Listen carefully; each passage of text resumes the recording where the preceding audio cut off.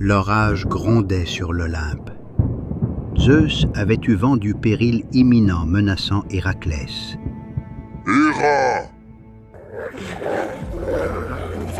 Héraclès, mais qu'est-ce que tu as? Le poison était en train de tuer Héraclès. Et quand bien même il avait accompli sa mission, Héra, qui l'observait depuis les hauteurs de l'Olympe, ne comptait pas intervenir. Elle le regardait mourir avec satisfaction, appréciant d'être enfin débarrassée de cet importun qui trop longtemps l'avait défiée. Cette fois, c'est la fin. Dieu, ayez pitié! Mais cette fois-ci, Zeus était vraiment mécontent. Et son courroux, comme souvent, promettait d'être électrique.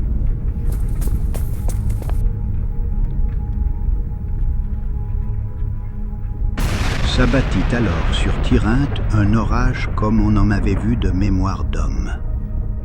De mémoire de Dieu non plus d'ailleurs. Les dieux de l'Olympe connaissaient les colères de Zeus et les craignaient. Et Zeus finit par envoyer la décharge qui allait tout changer. Le corps sans vie d'Héraclès fut ressuscité par l'éclair et il entama une ascension vers l'Olympe dans un rayon de lumière. Bienvenue sur l'Olympe, Héraclès. Je suis Hermès, messager des dieux. Viens avec moi. Héraclès, stupéfait, suivit Hermès, mais restait méfiant. Qu'est-ce que je fais ici? Tu es ici chez toi à présent. Tu n'es plus un simple mortel, mais un dieu parmi les dieux. Et si nous te donnions une tenue plus digne d'un dieu de l'Olympe, pour commencer? Héraclès était ébahi. Il peinait à réaliser ce qui lui arrivait. Je ne comprends pas bien. L'oracle avait prédit que je pourrais rentrer chez les miens une fois les 12 travaux accomplis. Et me voilà sur l'Olympe. C'est pas exactement la porte à côté. L'oracle ne s'est pas trompé, car les tiens sont ici. Tu vas d'ailleurs faire la connaissance de ton père dans quelques instants. Comment ça, mon père? Oula, ça fait beaucoup d'informations d'un coup, là. Eh oui, Héraclès. Cette différence que tu sentais en toi, cette force surhumaine, te vient de là. Tu es le fils de Zeus. Bon, après tout, j'ai bien mérité un petit temps de repos en famille. Ces travaux n'ont pas été une partie de plaisir. Je te rassure, ici, sur l'Olympe, le temps n'a absolument aucune importance. Et ceux que j'ai laissés sur Terre, mes amis, ma famille d'adoption, je pourrai toujours redescendre les voir? Non seulement tu pourras les voir, mais tu pourras veiller sur eux. Tu es un dieu désormais, Héraclès. Tout est possible. Ça me rassure un peu. Tout ça est si nouveau, si soudain. Sois sur tes gardes néanmoins, car Héra t'a à l'œil, et elle profitera de la moindre de tes erreurs pour t'accabler. Elle t'en veut depuis ta naissance, et bon nombre des épreuves que tu as traversées sont directement son œuvre.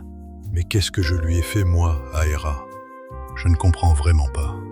Ton seul tort a été d'être le fils illégitime de Zeus.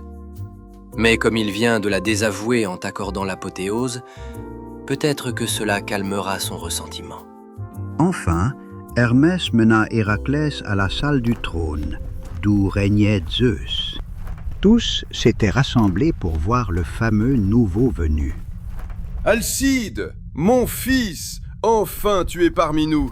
J'attendais ce moment depuis si longtemps. Nous sommes tous enthousiastes à l'idée de t'accueillir. Un nouveau dieu. Ça n'était pas arrivé depuis une éternité. Je ne comprends pas. Je ne m'appelle donc pas Héraclès?